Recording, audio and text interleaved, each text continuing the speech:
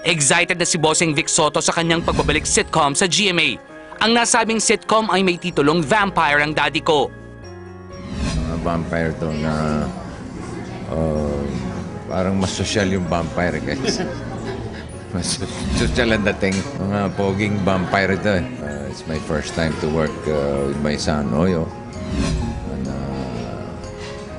kasi nung present sa akin ni ng aming director, writer na si Bebet Ortesa, na-cutean ako doon sa sitwasyon namin mag-amay. Kasi kakaiba siya eh. Dahil siya yung ama ko, ako yung anak. Parang gano'n. Dati na, yung parang nagbibiroan lang kami dati nila, ate, nila mama. Sabi namin, sana magkaroon kami ng nung kaming dalawa ni Daddy. Bago mag-Christmas, text sa akin si Daddy. Kakauwi ko lang nun sa bahay, nagulat ako eh. Sabi niya, Oyo, okay lang ba na gumawa tayo ng sitcom? Sabi ko, tinatanong pa ba yun? Sabi ko, syempre, oo.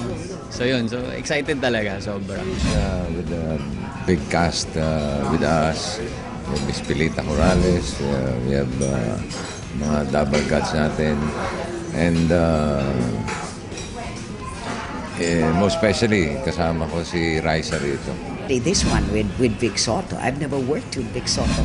Pero I'm excited because I think this is something that is probably different, no, for TV. Itinatampok din sa kanilang unang sitcom, sina Glyza De Castro at Riza May Dizon. First time ko na makasama sa isang sitcom and I'm very excited kasi halos lahat ng makakasama ko dito first time kong makatrabaho. Siyempre mga vampira to, hindi ka ba matatakot sa mga vampira? Takot. Takot. Pero si Oyo Boy, si Kuya Oyo Boy yung vampira eh. Matatakot ka ba sa kanya? Kapag walang make-up.